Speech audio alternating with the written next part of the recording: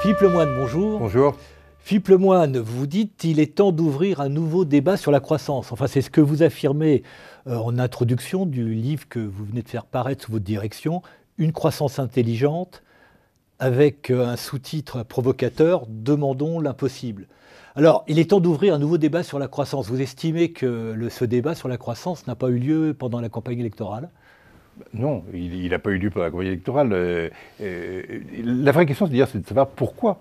Pourquoi il n'a pas eu lieu alors que c'est incroyable. Enfin, moi, je trouve incroyable qu'on en soit dans une situation où c'est les chief économistes des agences de notation qui disent aux pays européens et à la France, enfin, tu vas me parler de croissance, on ne peut pas parler que d'austérité. C'est incroyable comme situation. Et on peut se demander pourquoi. Je pense que l'analyse des politiques, souvent, c'est de dire peut-être la population attend autre chose. Donc on voit des thèmes très culturels qui prennent le pas. Mais là-dessus, il me semble à titre personnel que les politiques se trompent un petit peu aussi. On a au premier tour de l'élection, par exemple, eu un tel score de l'extrême droite. C'est pas uniquement pour des raisons de parler d'immigration, burqa, etc. C'est à cause de situations économiques auxquelles on a l'impression que la classe politique n'apporte pas assez de réponses. Donc la façon de bien entendre la colère, comme disent les politiques, c'est certainement de parler plus d'économie et de parler de croissance. Alors on peut se demander pourquoi. Pourquoi réellement, si c'est pas la population ? Moi, je dirais, de façon un petit peu provocatrice, puisque vous avez dit que le titre l'était, c'est parce qu'il y a trop de think tanks en France. Il y a trop de lieux où on veut faire des catégories de propositions, mettre des mesures, etc. Or, le sujet de la croissance, trop de catalogues de propositions. Et le sujet de fond n'est pas abordé. Et non, voilà. Alors que la croissance, typiquement, c'est quelque chose c'est un thème qui a une existence historique, qui naît à un certain moment donné, qui aujourd'hui est un petit peu en panne pour différentes raisons, parce qu'il faut reformuler les choses en matière de croissance, et les propositions ne peuvent venir que si elles s'appuient sur une reformulation. Alors toujours un peu dans la provocation, vous dites à un moment donné, croissance et décroissance, c'est pas un vrai débat, c'est la pensée complexe. En France, et c'est là qu'est né le forum que j'anime, la fondation que j'anime, le forum d'action modernité, qui est à l'origine de ce livre. On a été très marqué en France par l'idée dite de la postmodernité. On était sorti de la modernité, on était sorti d'une vision dans laquelle la société pouvait avoir un horizon. Or non, pas du tout. Il faut au contraire travailler, et c'est le but du Forum d'Action Modernité, pour construire des représentations positives et crédibles en même temps de l'avenir, qui puissent être des représentations. Et aujourd'hui, c'est plutôt le contraire. Hein. Quand on est positif, on n'est pas crédible. Quand on est crédible, on n'est pas positif comme truc. Ça, c'est un thème général. Et la croissance en fait partie, parce que ça fait déjà longtemps que la croissance n'est plus uniquement un thème, une façon de raisonner qui permettait de relier la progression du bien-être collectif, la vision individuelle de l'ascenseur social, la façon dont on pouvait soi-même voir son destin, une légitimité nouvelle du rôle de l'État, qui était d'être pilote de la croissance. Tout ceci s'est structuré, je dirais, avant-guerre, après la grande crise des années 30. Dans la période, disons, des 30 glorieuses, on a été dans une période de croissance, mais dans laquelle le thème de la croissance a débordé la sphère de l'économie pour être un des thèmes, justement, clés de la pensée, de la prolongation de la modernité classique. Il y a toujours un horizon. L'horizon a été pendant longtemps la paix et la croissance, l'horizon de la politique. La paix, on sait bien ce que c'était, hein, c'était l'équipe de la terreur comme truc. Il restait la croissance qui vivait aussi de la rivalité entre l'Est et l'Ouest, parce qu'on se disait quel est le système qui a la force la plus grande. Depuis le milieu des années 70, on est dans un truc qui s'est vraiment très très affaibli avec la pensée de la croissance. On a eu toute la pensée écologiste qui est apparue dès le début des années 70, le rapport limite de la croissance, ça c'est une chose. On a vu le Club de Rome. On a vu une nouvelle géographie de la croissance apparaître avec nettement l'impression maintenant que la croissance c'est plutôt un thème du Sud et que la croissance dans les pays du Nord et dans les pays développés c'est quelque chose de beaucoup beaucoup plus modeste. De quoi on parle, on se bat pour savoir si on est à 1, 1,2, 1,5. Voilà, on n'est plus exactement dans les mêmes perspectives. Et puis, troisièmement, aujourd'hui, on a l'impression, lorsque l'on parle de croissance, que c'est uniquement par rapport au problème de l'endettement et qu'on serait en quelque sorte condamné à trouver de la croissance pour arriver à rembourser la dette des États. Donc il faut trouver autre chose. Ah bah oui, il faut reformuler complètement ce thème. Alors, Philippe Lemoine, vous avez eu beaucoup de casquettes et vous avez toujours plusieurs casquettes. Vous avez été tour à tour, j'ai noté, chercheur, informaticien, fonctionnaire, membre de cabinet ministériel. Vous avez été coprésident du groupe Galeries Lafayette, donc le domaine de la distribution et de la consommation, vous connaissez bien. Vous êtes toujours membre de la CNIL, Commission nationale informatique et liberté, et vous êtes aujourd'hui président de Laser et de Laser Cofinoga et président du forum Action Modernité. Donc, en fait, une double carrière, à la fois de dirigeant administrateur de société et en même temps animateur d'un groupe de réflexion. Alors, ce forum Modernité, c'est quoi exactement? Vous avez dit tout à l'heure, ce n'est pas un think tank. Alors vous êtes très bien situé le fait que j'ai toujours essayé d'être à la fois dans l'action et dans la réflexion. Juste une chose, je ne suis plus membre de la CNIL. Je reste très attaché à la CNIL, mais je n'en suis plus membre. Aujourd'hui, j'ai essayé effectivement, avec le Forum d'Action Modernité, de structurer un outil qui est un forum d'action modalité qui est à la fois dans le domaine de la réflexion et dans le domaine de l'action. Qu'est-ce qu'on essaye de faire? On essaie justement, à travers ce forum, de contribuer à ce qu'on puisse avoir des représentations collectives qui soient crédibles et positives, comme je l'ai dit tout à l'heure, en favorisant des idées émergentes sur un plan théorique, pas des propositions d'action directement, des idées émergentes, en favorisant des débats, et on fait des débats publics, notamment au théâtre du Rond-Point, dans lequel on essaie de mettre en scène des grands sujets de société, et puis on essaie de trouver des nouveaux principes de légitimité pour l'action, et de ce point de vue-là, on est correspondant pour l'Europe d'un truc que je trouve très très bien, qui est ce qui a été monté par le président Clinton aux États-Unis, qui s'appelle la Clinton Global Initiative, qui est le fait de favoriser des alliances d'action entre acteurs hétérogènes, entre entreprises, ONG, pouvoir public dans certains cas. Donc l'action par la pensée, mais pas du lobbying. Voilà, pas du lobbying. Franchement, c'est pas que je trouve pas ça du tout honteux. Simplement, il faut faire du travail en amont, quoi. Alors, dans ce travail collectif, puisque c'est une série d'articles que vous introduisez, mais qui a une grande cohérence, il y a un aspect très intéressant, c'est votre conception du paradigme de la croissance. Alors, vous évoquez, j'aimerais qu'on en parle un instant, l'ancien paradigme de la croissance qui est en train de s'estomper, qu'il va falloir remplacer. Alors, vous avez une grille d'analyse sur ce paradigme de la croissance. Alors, le livre que l'on a fait, c'est pas une revue, hein, c'est-à-dire qu'on n'a pas demandé à différents auteurs de venir apporter leur pierre à l'édifice. C'est un groupe de travail qui se réunit très régulièrement, voilà, et dans lequel, au bout d'un moment, entre les différents auteurs, on s'est dit, il faut absolument arriver à trouver, à qualifier qu'est-ce qui définit un régime de croissance profondément, celui dans lequel on a été. Et on s'est dit, finalement, c'est l'addition de 4 choses. 4 principes. Hein. C'est un principe fondateur. Et le principe fondateur de la croissance industrielle, celle à laquelle on s'est tous intéressés, hein, c'était la plus-value du travail collectif, qui fait qu'il y a un lien, bien sûr, entre la pensée de la croissance telle qu'elle apparaît, disons, dans les années 30, au début de la première partie du XXe siècle, et puis les analyses fondamentales des économistes classiques, de Marx sur la reproduction élargie, etc. C'est la Mais le travail collectif, pensé comme l'effort physique, en fait, hein, la force de travail chez Marx. Voilà, la force de travail, absolument. Deuxièmement, il y a tout ce qui est un mécanisme démultiplicateur qui permet d'extraire cette plus-value, qui est la division du travail, profondément dans l'analyse classique de la croissance. Troisièmement, il y a l'aiguillon. Alors la division du travail peut être à la fois au sein des nations, mais à l'échelle mondiale aujourd'hui. La première analyse de la division du travail, c'est la division du travail à l'échelle internationale, c'est l'analyse des avantages comparatifs, c'est les analyses ricardiennes, etc.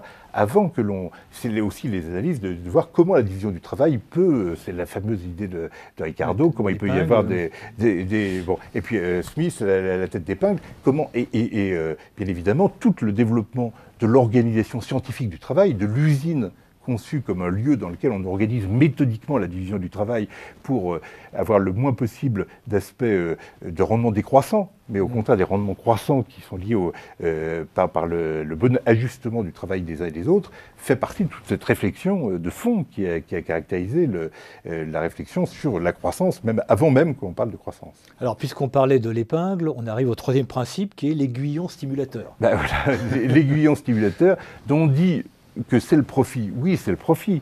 Mais c'est plus fondamentalement que cela, et notamment Michel Luxberg, qui est un des auteurs, développe ça de façon assez brillante, c'est le principe de la compétition. C'est l'idée que fondamentalement, le capitalisme, le système économique, c'est une course. C'est l'idée qu'on doit faire la course en tête, on a des concurrents, on se bat les uns vis-à-vis des autres. Et l'innovateur schumpeterien, c'est aussi quelqu'un qui se bat contre ceux qui ont préexisté. C'est aussi une course dans le temps. C'est l'idée de dire, je vais déprécier d'anciens modes de production, d'anciennes façons de faire, d'anciens produits, en changeant les règles du jeu. Donc on est vraiment dans la compétition, dans la course. Puis le quatrième principe, c'est un principe de système de régulation de tout cela pour faire en sorte que cette croissance s'insère dans un système social, dans un système... et le grand système, c'est tout de même l'état-nation et l'invention des systèmes de mesure de la croissance. De ce point de vue-là, le groupe a bénéficié de la présence de François Fourquet, qui, on l'évoquait ensemble hors antenne avant, qui a écrit ce livre absolument magnifique, qui était Les Comptes de la puissance, histoire de la comptabilité nationale et du plan. Et bien, finalement, il a continué un petit peu sur cette lancée, puisqu'il écrit que la croissance a toujours été un phénomène mondial. Et la base, l'origine de la croissance, ça se situe toujours de façon mondiale. Et après, il y a une espèce de lutte entre les États-nations, puisque la forme dans laquelle on a vécu ces États-nations, pour essayer de capter l'essentiel de la croissance chez soi. C'est un système de partage. Et finalement, il y a des mécanismes, notamment des mécanismes comptables, des mécanismes fiscaux, des mécanismes financiers, qui contribuent à l'organisation de la territorialisation de cette croissance. Alors ça, c'est l'ancien paradigme de croissance qui a connu plusieurs phases. Certains appellent Fordisme, monétarisme, peu importe ici. Ce paradigme de croissance est en crise aujourd'hui, particulièrement ici en Europe, on le voit particulièrement en crise, et encore plus en France. Il faut le remplacer par un nouveau paradigme, toujours sur ces 4 principes-là. Vous bâtissez une nouvelle réflexion. L'idée, c'est que tout change en même temps sur ces 4 registres en même temps. C'est que le principe fondateur de la croissance, ce n'est plus la plus-value du travail collectif matériel, comme on l'indiquait. Comment le nommer on a proposé finalement le terme d'intelligence partagée. Pourquoi ? Parce que certains ont pu employer d'ailleurs un terme qui est un petit peu plus fréquent, qui est l'idée d'intelligence collective. Bon, je me méfie à titre personnel un petit peu du terme d'intelligence collective qui peut donner lieu à telle ou telle digression philosophique dont ce n'est pas l'objet, ou telle comparaison entre la société humaine et les sociétés d'animaux, les fourmis, etc., comment fonctionnent des mécanismes d'intelligence collective. Mais ce qui est certain, c'est aujourd'hui le fait que la compétition, ce qui engendre de la richesse, ce qui engendre de la collaboration aussi, on va y revenir, ce sont des mécanismes d'intelligence à plusieurs. C'est pas, on ne parle pas, et de ce point de vue-là, le livre essaye d'être un petit peu rigoureux par rapport à... Il y a des analyses qui ont été faites, par exemple, sur l'économie de la connaissance. Il y a eu un grand projet européen qui était le projet de Lisbonne, qui était de faire de l'économie européenne la première économie en matière de connaissance. Mais on mélange un petit peu tout, parce qu'on mélange l'activité traditionnelle humaine, qui est d'avoir un cerveau, et de réfléchir, de penser, etc., voilà, ça a existé depuis toujours. On trouve aujourd'hui, même chez les paléontologues, la preuve que ça fait très longtemps qu'on s'est organisé, qu'on a des savoirs, qu'on sait organiser des pigments, qu'on sait peindre des peintures rupestres. Bon, voilà, tout ça a une histoire. Mais comme le dit Michel Vol, qui a contribué à votre ouvrage, d'ailleurs, on passe de la main-d'œuvre au cerveau d'œuvre. Au cerveau d'œuvre, voilà, ce qui est une belle expression. Et ce cerveau d'œuvre, c'est un cerveau collectif. C'est pas un cerveau individuel. Lorsque moi j'ai vécu, vous avez dit que j'ai été dans le domaine de la recherche en informatique, j'ai vécu par exemple les débuts de ce qui était le logiciel libre.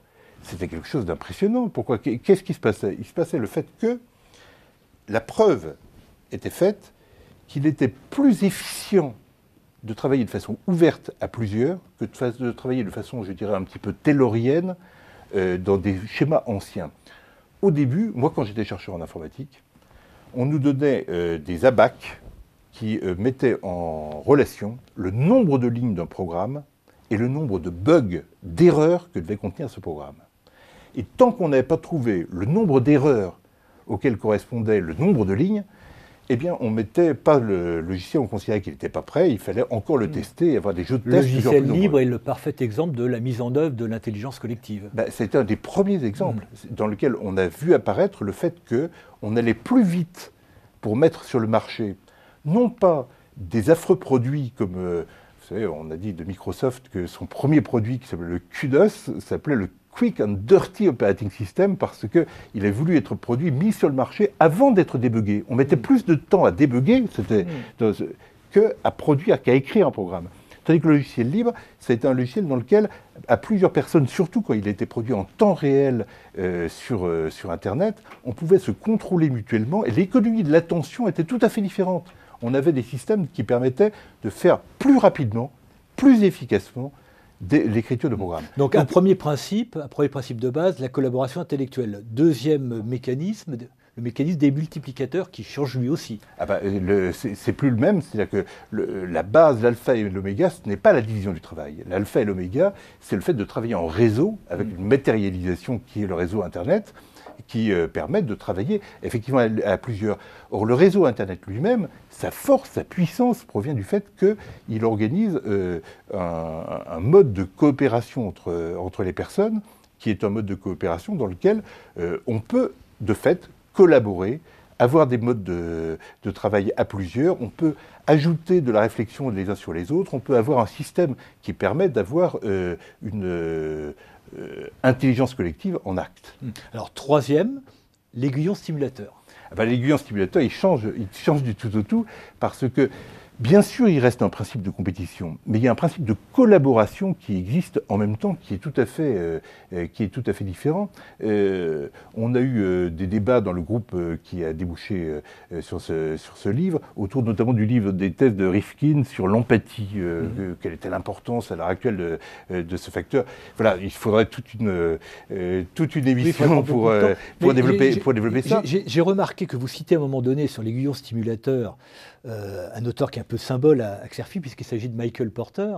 Michael Porter qui, au début des années 80, avait bâti tout son système d'analyse sur les rapports de force. Et là, on est plutôt dans les rapports de collaboration. Et Michael Porter lui-même, dans un article récent, attire l'attention sur l'importance des rapports de collaboration et de coopération. Ah oui, et puis je connais bien Michael Porter parce qu'il est un des seuls... entre guillemets, intellectuel, qui participe aux travaux de la Clinton Global Initiative. Et bien évidemment que son idée, qu'il faut même tourner la page aujourd'hui de ce que l'on a appelé la corporate social responsibility, la responsabilité sociale de l'entreprise, qui a voulu dire trop de choses en matière de com, en matière d'image.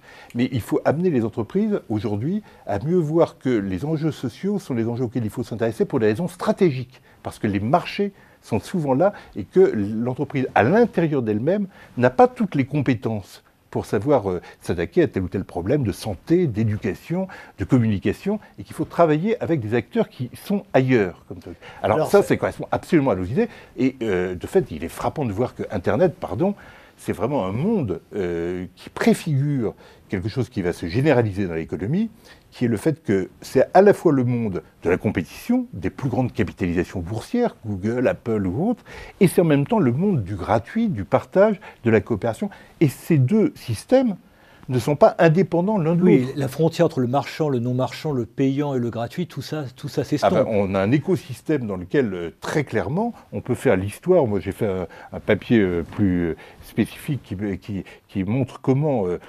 aujourd'hui, tout le système des fondations, qui débouchent Wikipédia et autres, le libre, vit matériellement de l'argent qui viennent de fondateurs, de gens qui réalisent de l'argent dans l'économie marchande, ou de systèmes dans lesquels on crée de l'audience à partir du non-marchand pour venir alimenter les systèmes marchands. Vous y êtes à Xerfi Canal.